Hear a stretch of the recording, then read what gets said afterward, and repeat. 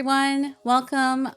So happy you have made the time to come out and join me on Shift Happens. I have created this space basically for real stories, meaningful conversations, and the transformations we all are going through our lives. So, on that note, I'm going to introduce you to my first guest, and she's an amazing woman that I have met, and it was a coincidence we met and we clicked and we hit it off. And then I found out she just released a fabulous book, which is a very interesting topic, which we all are wanting to read about and know about, because it's always a learning curve about relationships and dating. Yeah. So let me introduce you to my first guest, Monica Wadwa. Yeah. Okay. She's a dating coach, an author, and a podcast host. So welcome to Shift Happens, Monica. Thank you, Aisha. Thank you for having me. I just, I got this book. I read the back page, got a little bit of it. Through our walk and our talk, I've kind of learned more about you. And congratulations on the book, first of all. Thank you. You just launched it this week, right? It's been this version of it has just been launched a few weeks ago. But the book, guys, Queen Princess Treatment. No, well, it's just called Queen Treatment, but the princess. Okay. It's like a red lipstick. Cut out. No, I get it. Crossed out because I think women often will aspire. We have this vision that we should be aspiring for princess treatment, when in reality, I actually think princess treatment is very disempowering for women. So yes. I wanted to cross that out and have it as Queen Treatment instead. Wow. No, this is what inspired you to write a book? I'm going to ask that question because everything leads up for a purpose or a reason. How we transition or we shift in our timelines. Of course. So if you choose to, just briefly explain to me, why did you decide to write on this topic? Yeah. Honestly, it wasn't a strategic business move by any means. It was very much my own personal journey. I actually started writing notes towards this book years ago. Journaling? And exactly. It started basically as my own journal prompts because I essentially had a moment when things ended with a guy that I was dating, and the guy that I had dated before, things had ended in a kind of similar way. And it was just this moment of realization for me of I am the common denominator in this situation. And it basically was my realization of, okay, I don't need to be to blame for this, but because I'm the common denominator, I can take some level of responsibility for my own love life, essentially. Right. And that was something which now sounds quite obvious to me, but at the time I really just thought that people's love life just meant that they were the victim of circumstance. If it wasn't working out for you, it was just so happened to be that way, and you didn't really have any power over the situation. Whereas that moment just really showed me I actually think I have a lot more power over how my love life is kind of panning out than I maybe realize. And so I started to delve into every single relationship book, every dating book, every understanding of feminine and masculine energy, the differences between men and women, all that kind of stuff. And even, how our childhood is affecting our present day relationships and all that kind of stuff. And I just was fascinated. And I think the thing as well was that I had this moment for myself in between when I recognized that, okay, I think I have more responsibility and part to play in this than I maybe have thought I did, but I still didn't know how to change that at all, how to transform that, because I think we've been so ill-informed about what makes a healthy relationship, what we should be looking for in terms of relationships, the part that we play in this stuff. So yeah, that's how it basically Definitely. I'm just going to read a little bit of paragraph back here. So I'm going to share with the audience because before they get their hands on this wonderful book. In Queen Treatment, Relationships Coach, Monica Wadwa, which is this amazing, I don't even know how many pages, because I read the first almost 300 pages of writing of your hard work. Basically, you wrote that the truth is that we attract the love, dating experiences, and relationships in external reality that directly reflect our internal world. Okay, our beliefs about ourselves. I'm going to stop right there because that's a very loaded statement you made. Yeah. So I want you to expand on that. I know it's from experience. I know it's a belief system that the culture we are around, just the norms of the dating scene, the struggles of the dating scene, what everybody's kind of navigating and figuring out. Yes. So the remedies or whatever instructions you have written in this book, I want you to go piece by piece, because I have an audience that's going to range from literally 20s and then all the way up, because people go through relationships where they break up and they're looking for their newfound love or whatever. Yeah. So this book is geared towards what age or no age? Honestly, it doesn't really have a particular age, and it is a dating book. So I guess in some ways it's, geared towards single women looking to attract their king. But at the same time, the main premise of the book, I would say, is sort of related to that in terms of how you treat yourself is how others will treat you. And so your relationship with yourself is a direct reflection of the relationship that you have in the external world with other people. And that's sometimes not an easy pill to swallow for people. And it certainly wasn't for me at times when I've been in very unhealthy relationships in the past. And so to recognize, okay, what part did I play in this? And that's not to place blame. But the truth is that if I had higher self-worth, loved myself more, knew my worth more, all of those sorts of things, that type of behavior, I don't think I would have even attracted that type of behavior into my life, but I most definitely wouldn't have tolerated it. Can I stop you on that? Yeah. When you say high worth and assess yourself, Yes. how do we even know how to assess ourselves? How do we know we're high value? We just continue to give what we give as humans out there, right? Yeah. These assessments, I know it's about accountability and seeing what we are. But if we don't know how to figure it out, how do we figure that part out? If you could share that with me. And I'm learning because, I never went, by the way, I never went through the dating scene. I just never dated. Yeah. A little bit of a snippet about me. I was arranged and introduced to my ex-husband at age 20. Okay. And, didn't date prior. That was my only person in my life. And it was not good. It was disastrous because until you don't live with people, you truly don't know who they are, what they are, their system, my system. And we just didn't mesh well. So unfortunately that dissolved. So I don't even know the dating scene. And now I'm not even in the dating scene because I have another blessing that came into my life and I'm very happy with. So if I had to give advice to others about what we're talking about here, like how do you even know self-worth?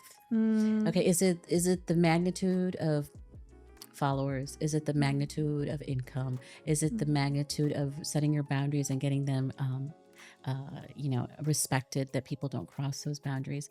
What labels us and qualifies us to acknowledge on how we see ourselves? Because you said it's inner work. Yeah. So what are my friends and my followers, if they want to know, what would require, what's the criterion for that? I just want an explanation. If you can give it to me. Yeah. Well, what I definitely think it's not is based on things like followers, what's in your bank account, all of those kind of things. But I do think success. I especially in that sort of more, perhaps maybe more like patriarchal sense of it, in terms of the money in your bank account and all those kind of things. But I think for me, self-worth, boundaries, I do think plays a role. Being able to assert healthy boundaries it doesn't have to be in an aggressive way, but recognizing when boundaries have been crossed and then recognizing your worth enough to be able to assert that the boundary was crossed, and then knowing where that's measurable. Yeah, we set the boundaries and this is how we're going to roll. Exactly. Respect our boundaries. We'll respect your, that I understand. Exactly. But when I need to do inner work for myself, right? And I'm trying to figure out because I still am figuring it out, because, as a woman, I'm here for self-care, self-heal. And, so I could improve the energy I continue to give to people that I've known for so many years. Yeah. So that's immeasurable. Yeah. Boundaries. How else do we gauge it? The thing is, I don't think it's something which can be gauged because we are innately worthy and lovable just as we are, full stop, period. That's it. So I think what our job is, there's that beautiful Rumi quote that I'm totally going to butcher now, but it's something along the lines of, our job is basically to recognize and take down the barriers that we've put up for love, because we are innately lovable, but yet we're told in our lives, through culture or through culture, through society, friends, right? Good parenting, Right. to an extent, telling you what, especially as women, what makes a good girl, and therefore what makes you lovable. And so we grow up with all these conditionings of what makes us lovable, and we believe them to be true because we're so young.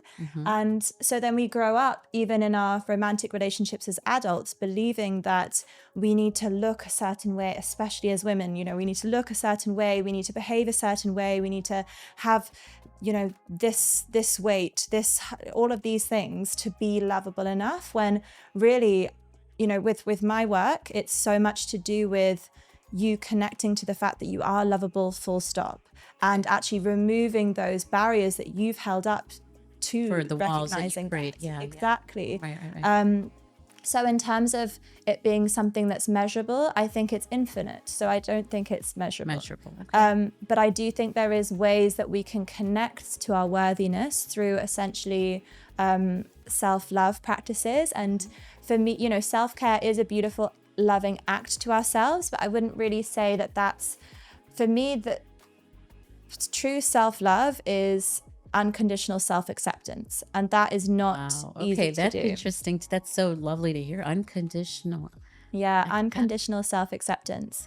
And that's something that honestly has been something which is, I really feel like I've experienced only really in the last year or two of my life. And I think for me personally, I think for most of my life, I loved myself based on conditions because of what society praised me for, essentially. And so then when I've had moments where I've had, rock bottom moments, essentially, is how I would describe it. And then to hold myself through those moments and say, I'm going to still accept you as you are in this messiness, in this, all these That things. is amazing what I'm hearing. That is so amazing what I'm learning right now from you. Thank you.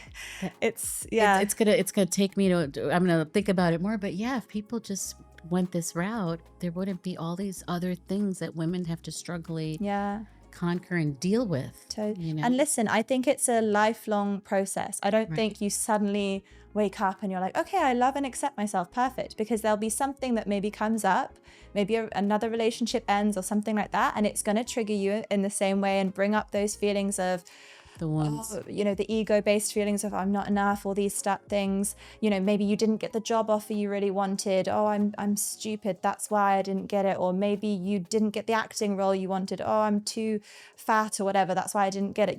We're gonna have those ego-based voices come up, but it's just about recognizing them and clocking them. And to be honest, even in those moments when you have those voices, I think I've done a lot of inner child work, and that's something I do a lot with my clients as well. And for me, that's such an important way to have that inner dialogue with that part of you. If there is a voice that's coming up and saying, oh, look at you, all these horrible voices, even with those voices, rather than reprimanding yourself for feeling that way and judging yourself for having those voices, even being able to be almost the parent to that. It might sound a bit crazy, but recognizing that that's a part of you that has that emotion attached to what happened. You feel shame around the fact that you didn't get that job or whatever. And so then connecting to that part of you with love and compassion, and having this sort of inner dialogue with it, and asking it, okay, I understand that you're feeling that way. And it makes sense that you'd feel that way, because when you were at school, I remember that this happened for you, and so it's understandable that you feel some shame towards this rejection. But is that really true? And having that inner dialogue with yourself, but not judging yourself through the process, just being a compassionate parent to that part of yourself, can also be part of the self-acceptance process. Now, in your book, what you have written, which I can't wait to read on the plane, I'm heading back, princess attributes, queen attributes, because you hear this, you read about memes, you read about this queen, you read about the princess. Can you please explain to my audience what the entire message in a nutshell of what you're trying to put, so people could differentiate? It's not the princess. Yes. It's the queen stature, queen mindset And that's the energy that we women need to radiate to find our match. Yes. Yeah. So the thing is, in the fairy tales, the princess is locked away in a tower and she's waiting for this love outside of herself to come and save her, essentially, so that she can finally, be somebody in the world. Right. And that's why I think it's very disempowering. And even princess treatment, it's that people buy things for you and do those sorts of things, but that's also not love. That's can be a sense of control. It can create codependency. It can create a very toxic relationship dynamic. So in terms of within the dating dynamic, the way that I describe it is when you're dating from your princess energy, you're dating from a place of lack, from a place of insecurity, from a place of past wounds, and you also don't really truly know yourself yet. Whereas a queen, she knows herself, she knows her worth, she's dating from a place of wholeness, she has self-attunement, self-esteem, self-worth, Confidence. self-love, dating from a place of confidence, dating from a place of knowing that she's not going to be for every single person in the world. And that's okay. That doesn't make her less than if she doesn't align with somebody that she dates. Whereas when you're dating in your princess energy, if you have a rejection in a dating scenario, you don't view it as a redirection as a queen would. You view it as, oh, it's because I'm not enough, or because there's something wrong with me. And so it's just a different energy and a different self-concept to be dating from. I understand that. That's interesting. I'm going to put out questions that you're going to what is she asking? But I'm just going to ask because, I'm learning, and I'm happy that you're here to explain and put thought into my head as well. For example, if you have a very confident queen already, Mm-hmm. and you extremely successful in your own right, Mm-hmm. you physically, it's not the physical beauty, it's the inner beauty. I totally believe that generates the outer beauty, but 100%. you have all your dotted I's, crossed T's, and you are a full-on queen. Do you think that becomes a issue when it comes to attracting a male? Okay, because you're already confident, and you have a threshold of what you can tolerate and what you're not going to tolerate. Do you think that's going to be a deflection of finding a partner? Because you're set in your ways. Yeah, I think it depends if you're dating from, and I don't include this concept in the book, but I do include it in my coaching. It depends if you're dating from your queen energy or your wounded queen energy. So the wounded queen energy is what I describe as, and this is typically actually the type of clients that I work with, is the ultra high achieving women that on paper have everything, they're beautiful, amazing jobs, all like amazing friendship, Great everything people, going for them. great energy. Totally. Yeah, And but they're not, But their love life is still something that they feel quite lost in. And the thing is, there's an element of when you're dating from your queen energy, that doesn't mean that tomorrow you're just going to click your fingers and meet your king. There is obviously an element of divine timing involved in that kind of thing. But so with them, I would say just putting yourself in environments where you can be meeting somebody who's aligned with you. That's the step for them. But when you're dating from your wounded queen energy, that's what I describe as, maybe hyper independent, or having the belief that the only way you have to earn love, essentially, and by being perfect. Maybe you have these really high standards for yourself in terms of perfectionism, and so then when you go into the dating scene, you maybe over prioritize more superficial traits of this idea of perfection rather than the qualities that are actually going to maintain a healthy relationship. So there's different elements that could be involved there as well, even if you're operating from the outset very much from your queen energy, but behind the surface there could be perhaps some wounds that are still at play in terms of feeling like you have to control the situation, or maybe be, especially like women who are extremely high achieving, sometimes if they bring that like hyper masculine energy that actually helps them to succeed in the workplace into their relationships, then it can cause a lack of sexual polarity within the relationship dynamic. So there's those elements that could be at play, even if from the outset it looks like the woman is very much in her queen energy. Do you think women are hard on themselves? For sure.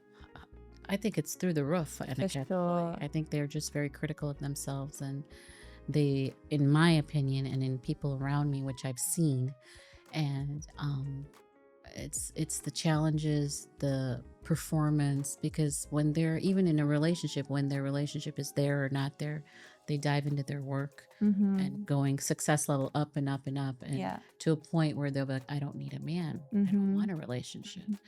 I have a different angle at that, and I'll tell my friend or my relative, I'll be like, no, your half guy is out there somewhere.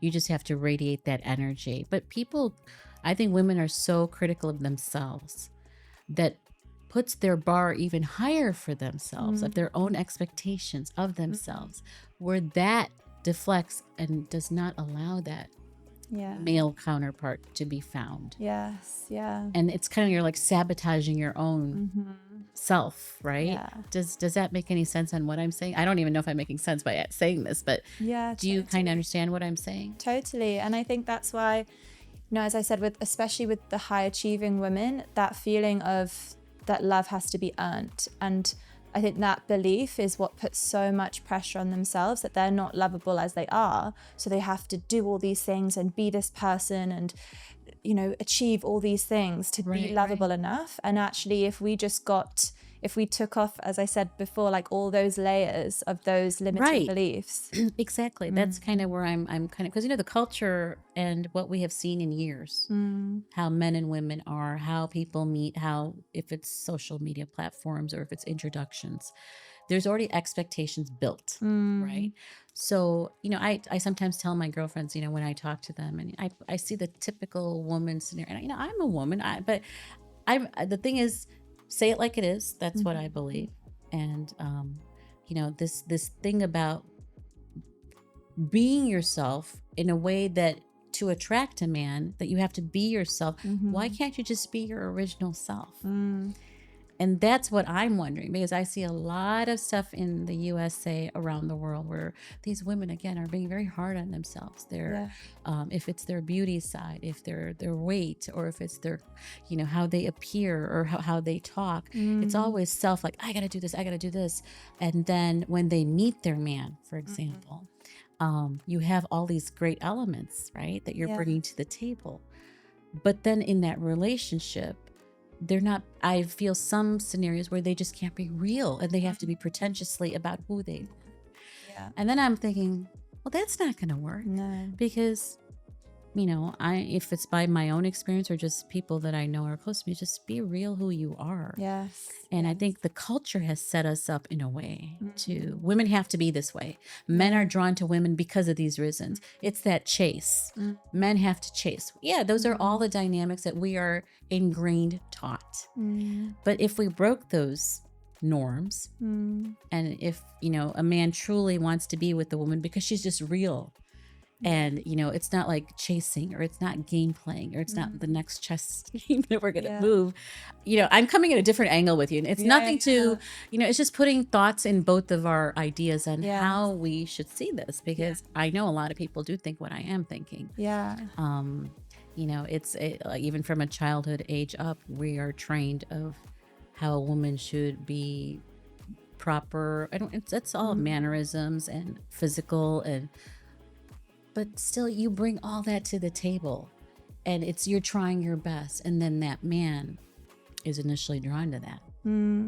Okay, he's initially drawn to that, versus you're initially drawn to what he's bringing to the table. Yeah. But then those relationships are not lasting, right? Yeah. They're falling apart. Like, look at USA. There's all these relationships that are going down the tubes. Yeah. So bringing you on, which I felt was huge, because I feel that it's a pressing concern on dating and relationships. Yeah. If you have advice to young mid 20-year-olds, early 30-year-olds that have given up on dating, they're like, I don't want to be in a relationship, because that's what I'm hearing now. If it's from people I know that just, they don't want to give up, they will give up. They're like, it's too much of a headache. It's what we've seen in our families. We don't want to be in a relationship. It's seen exhaustion of dating. We don't want to deal with that. That people are choosing solitude to be by themselves. So if you had to give 20 to 30-year-olds advice on encouraging them, or to give tidbits on what is needed for the dating scene to thrive, Yeah. what would you give?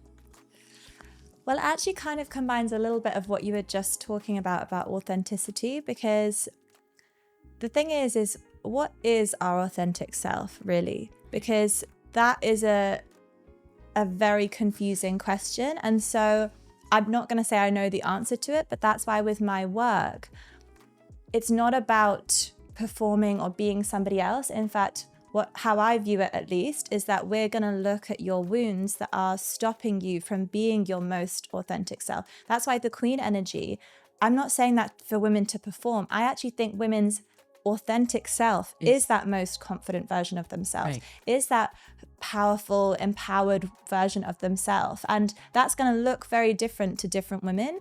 But I don't believe that somebody's authentic self is for them to be deeply insecure and all of these things. It might be an expression of themselves, but I think that, I guess for me, your authentic self is your highest self. And whether that's right or wrong, I don't know. Right. But with my teachings, that's how I kind of envisage it, that you come up with your queen self concept, and let's step into that, because who is your authentic self, really? And so some people could say, oh, well, that's you performing, but I don't think it is. I think your queen self concept, your higher self, is the most authentic version of yourself. True. And that can change and that can differ. And so again, when it comes to dating, if I was to give one piece of advice to somebody who felt exhausted from dating and things like that, I'd say, you don't even have to think about dating.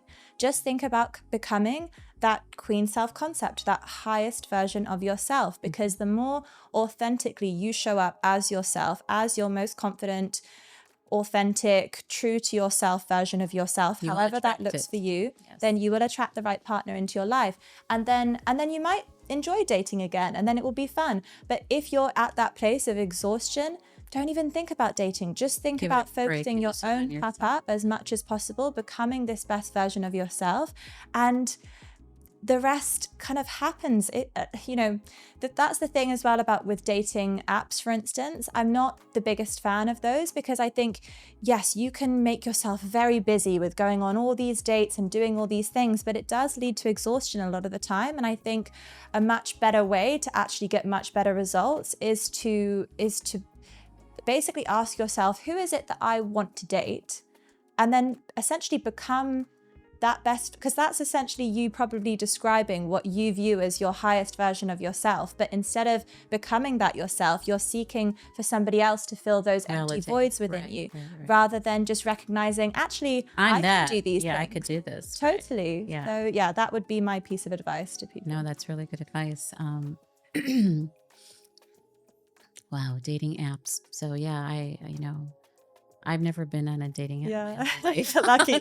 But then I know a lot of people that have, and I was just like, this is what the world we live in, right? That's the new way of meeting people, is dating apps. What happened to the old traditional ways of introductions? And then I see Netflix and these other venues where you're being arranged. Matchmaking. Okay, so arrangement works or doesn't work. It all depends, right? So it's always nice to be introduced. If you had to create a dating app, I know you're not for dating apps in the book, and you don't really emphasize on that too much, except what your opinion is. But if you had to create something to create the introductions for both people, what's your ideal app or scenario or club or group that you would bring women and men together? You're the dating girl, right? What type of scenario would you bring so people would have that opportunity? Because it's all out there. There's every different version out there, right? Yeah. As a dating expert, tell me what your ideal scenario is. Yeah, well, I actually do a little bit of work within the matchmaking space. So I actually think matchmaking is having a big come up at the moment, because I think we've actually gotten to the point with dating apps that people are just so fatigued by them. So most people that I know are not on dating apps anymore. But I think matchmaking is becoming much more popular. But my advice in terms of, ideal setup of how people could meet and things like that, it would differ for different people. But for instance, if you're someone who's health conscious, don't be expecting to meet your partner. Don't be going out to nightclubs and stuff and hoping that that's where you're going to meet your partner. You might, but if I was going to be more strategic about it, I would say, why don't you go to something like a running club, where everyone's beautiful there, firstly. And also it's something you go back to on a regular basis. And then It's provided discipline that of your that's body. somebody- If somebody could take care of your body. And provided that you are somebody who those values align with yours, then that's going to be a great place to meet like-minded people. Also, you know, charity, volunteering type things. If you feel really passionate about, you know, animal shelters, for instance, and stuff, why not volunteer once a week at an animal shelter? Because then you'll end up meeting potentially somebody who has the same sort of, exactly. So in the dating world, since I'm so intrigued and want to know more questions, because I'm curious how this dating stuff works. Usually when they say opposites attract, right? Men, women, we're wired differently. But sometimes you find yourself finding the mirror of you. Okay. And I'm speaking from experience because my ex was an opposite of me. And that's why I think we had a lot of clashes, but we came to points of compromise versus somebody that mirrors you. Okay. Mirrors is I'm looking at that person and there's so many similar qualities. You'd think that would be an issue, but it's actually not, because like you just said, it's like-mindedness. It's similar hearts of empathy given. It's similar energies we give to people, give to each other. So is it true opposites attract, or is it not true? Because the mirror concept, what's your take on that? So I think for the majority of couples, not all couples, but for the majority of couples, sexual polarity, in the sense of, some people get funny about the terminology of feminine and masculine energy, but if you want to call it Shiva Shakti, whatever you want, moon, sun, whatever terminology you want to describe it as, but essentially that polarity I think is very attractive in a relationship typically, of having, and it's that whole kind of concept that whatever, it's like Newton's third law of motion, I think. It's like whatever opposing force, you have an equal opposing, whatever energy, you have an equally opposing force attracting it. Polarity of... Yes, exactly. And so if, you know, say the man is more in his masculine energy and say he's like 70% in his masculine, 30% in his feminine, typically, and obviously this is very simplified and it's not, you know, this sort of quantifiable, but and then say the woman would typically be then 70% in her feminine and 30% in her masculine, that type of thing. So I think that can work really nicely in terms of sexual polarity and eroticism within a relationship.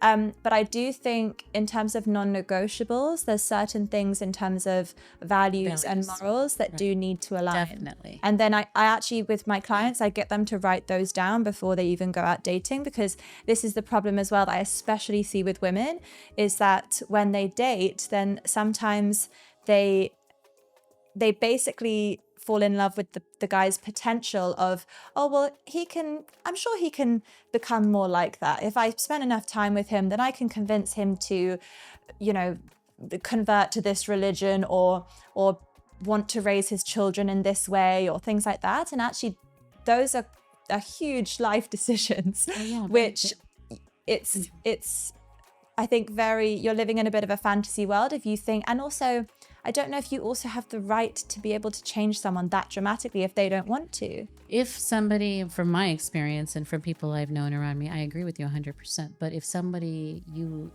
in a relationship where your presence has impacted that person tremendously, that they want to willingly make all these changes for themselves. Yes.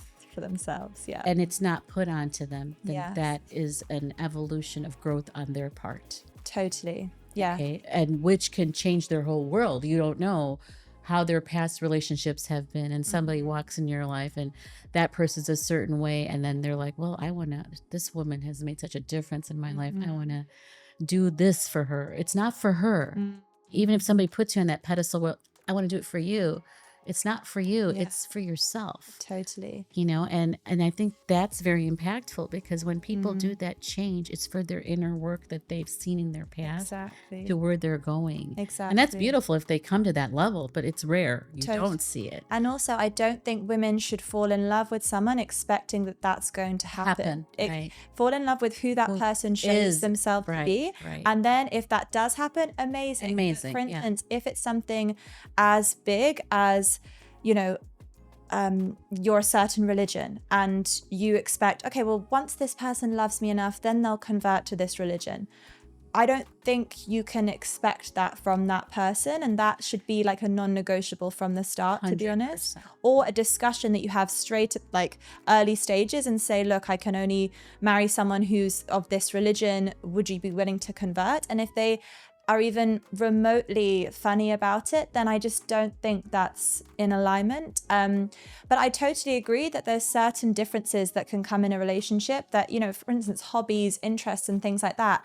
Actually, it can be very attractive to have differences in those areas because, you know, I've dated people in the past that have shown me, that have opened my eyes to, you know, different sports or different activities that I would have never done otherwise, but then I got really into them. But again, the foundation of our relationship wasn't based on the fact that if I didn't enjoy this sport as much as they did, then we wouldn't work out. It was just an added bonus that was something which we did end up doing together. But equally, I do think it's nice as well within relationships, especially long-term relationships, when there is a bit of, you know, periods where you're not spending every single second of the day with that person, where you can have other people that fill up your social cups or things like that. You know, you go to your girlfriends to talk about certain things that you don't need to talk about to your partner about every single thing. So, yeah.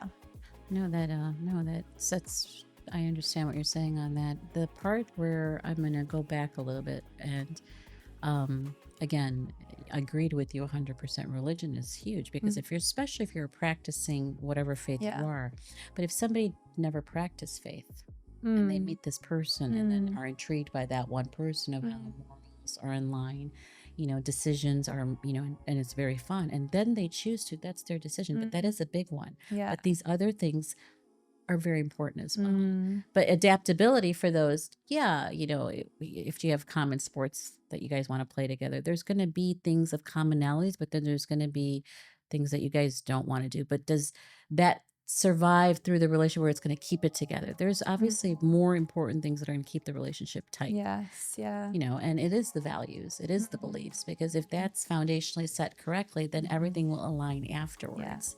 Yeah. That's what I kind of think. But so relationships, if it's single or if it's couples, now do you give coaching to couples or is it just single ladies? No, at the moment it's more like relationship readiness, basically. And it's men or women, right? Well, or just women. It's just been women, but you'll open that door. Yeah, I'm going to be doing a talk for a men's group in January, and it's it's sort of opened my eyes that I'd like to start doing a little bit of coaching for men potentially as well. Maybe like an online course or something like that to start, maybe just talks. But yeah, I would like to start doing some work with men as well. So let me ask you this. We're moving forward in your timeline. Yeah. You find your king and you have a princess, a young, you know, a daughter. What advice would you give that daughter when it came to dating or relationships early on?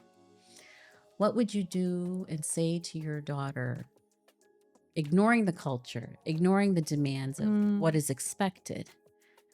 Because that's important, because you're nurturing and teaching a mini you. Yes. What would you change? What would you teach her?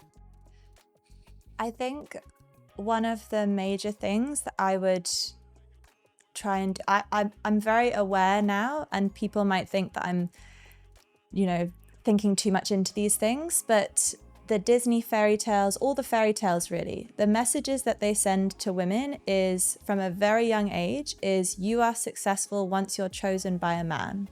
That's your version of success.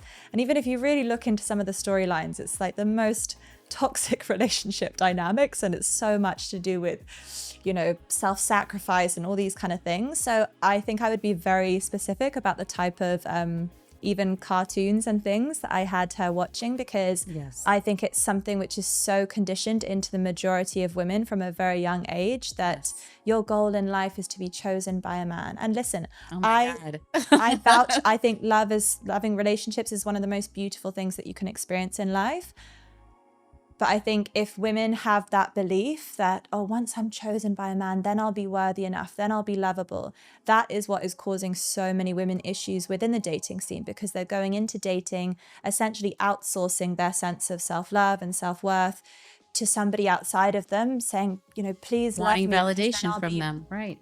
Right. And so I know people might think that I'm being dramatic saying that I do think it starts from a very young age through fairy tales, but I know, I do agree with believe you. that. And then obviously it's a social narrative, but it's like, where did that social narrative even start from? Right. It potentially started from that very young age of that indoctrination that we're watching these TV shows over and over. It's societal, what's all around us. Exactly. And those barriers, I think, if our daughters were taught the correct way to really protect them, because if you're taught correctly, you'll be protected from all the stuff people are going through when it comes to the dating scene and the women. Yes. Now, if you had a son, what advice would you give him on when it comes to counterpart of finding a woman or a potential woman? Because remember, your daughter, do you feel the differentiation between the two, or would you give the same advice to both? Oh, I definitely would see the differentiation between the two, because I think they're both socialized so differently. Men don't have that. No, that's not the narrative. Men have another narrative of probably like you're only successful once you're earning X amount of money or when you're doing all these things and stuff. But women's narrative is very different from a young age in terms of the indoctrination. Something that came to mind is I think the way that a man grows up seeing his father treating the mother, I think that is the biggest way to teach your son how to treat a woman. And I think that's why, it's whether you're still together or not, I think it's just really important for that man to treat your mother with respect, because that is part of how he'll be learning how to treat a woman. And then, then later on in life, then obviously there's different in terms of like, how you can teach a son to treat yourself, how to treat your daughters and things like that. That's also, a very important lesson for him to learn. But I do think it starts in the household, essentially, of, like how your son treats you as the mother as well is just so important in terms of how he's then going to end up treating other women in the future. His wife or his daughter. Exactly. Future, right? Exactly. And so that's why I also say to women is, when you meet a guy, look at how he treats his mother, because that's how he'll be treating you in the long run. So look out for those. And what about, and not only his mother, how he treats his daughter? Because if he's going to be doting on his mother and doting on his daughter, then he's probably going to be doting on you as a wife. Right? Exactly. Yeah. That's really interesting. I do agree with you on that. So you've been doing your business for how many years now? It's coming up to about 2 years now. So do you really enjoy it?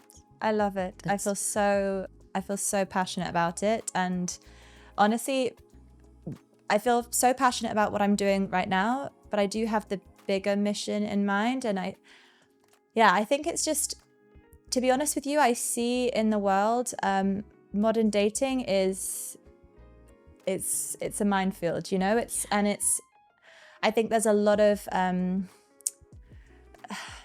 indoctrination that's happening and a lot of external forces that are really trying to push people in the wrong way when it comes to I believe so much in love and relationships, and I just think we've been so ill-informed about how to navigate relationships, how to be in relationships, what to look for in relationships, how to love yourself, all of these things. And so on a sort of more micro level, I love what I'm doing of helping high achieving single women to attract their king. And then eventually I would like to just be helping men as well, and basically just educating people about how to navigate relationships in the healthiest way, because to be honest, I don't know if it's ever been done, really. I don't think so. So if it was done, we wouldn't have so many problems in relationships. It's very difficult to be in a relationship where the love continues to grow always, because it's a growth process. You're going to have ups and downs, but the climate we're in with relationships, it's not good. It's falling apart. And there has to be structure, there has to be education for people like yourself that can come in and say, let's look at, assess, repair, give you instructions on how to have a better outcome of being in a good relationship. But so much of that as well, I think the issue is that, as I said, I think a big part of this work is your relationship with yourself. True. And as I said before, self-love, these sorts of things, they're not always pretty. In fact, that to truly unconditionally, radically accept all parts of yourself, I think is one of the hardest things that you could ever do. That's why I'm like, eye opener. When you said that, I'm like, wow, what did she just say? And most people will never do that because it's too painful to do.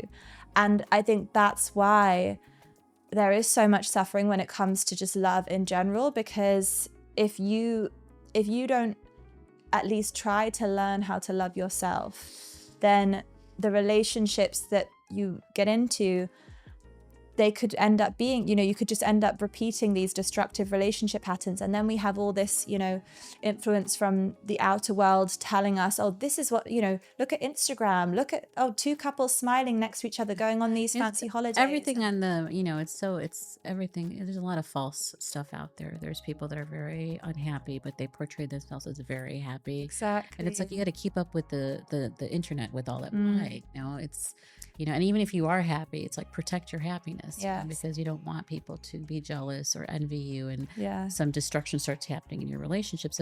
But I do believe social media has gone haywire in many ways. It's very good in certain ways, but in haywire, especially when it comes to relationships, it's derailing a lot of the relationships because there's so many options out there and unnecessary scrolling and looking at things that no need.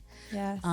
Instant gratification. I have a daughter. She's at university, and I would not teach as the foundation of morals and values. They're there, but I would not give her the option of what the option was for me, which was arrangement. Even though it does work, it's like a flip of a coin, right? So, my advice would be her not even to date.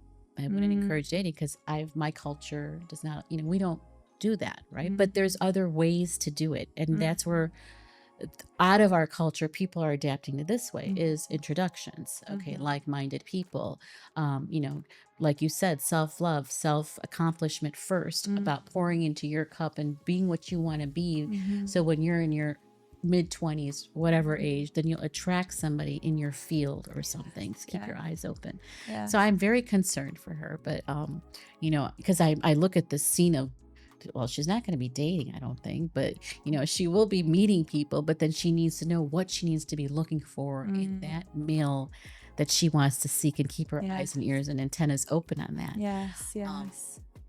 But yeah, I know, I just see what's happening worldwide, especially in the USA, and somebody to come in and try to heal or help what we're all dealing with, disastrous relationships, and they're not all, but it's at alarming rates. So kudos to you for the work you do and the efforts you're making in this work, because we need more people to help and heal or find the right dating counterparts to have good relationships, because once it starts within the home of a thriving, healthy relationship where you're content and healed and are with each other, so that when you have to go deal with the world of being out there with everything we deal with, but then you come back to your safe place, peace place, and that's the key. And I think work like yours, will make a difference, honestly. And I appreciate, and I just kudos to you. I am going to watch you from a distance from USA. When I come back into Dubai, I'm going to call you. And, I am going to be sharing this on YouTube, and I'm going to be having people a link on your book as well, so people can read this book and see what this book's going to be about. But thank you so much, Monica. It's so nice that you came on, and I was myself wanting to know what this is about, because of course dating, I'm not in that. I didn't even know what that was until you just explained, but I just like the effort you're making, and I wish there's more of you people out there to help people that are in such disarray of the relationships, and thank you so much for coming on. I appreciate it so much. I loved our chats. Thank you, everybody. Thank you, everyone, for following. Continue following us on Shift Happens by Aisha Khan. Thank you to my wonderful guest, Monica Wadwa, for her time here. And I will be putting this up on YouTube. You can follow her on that post as well. Thank you once again.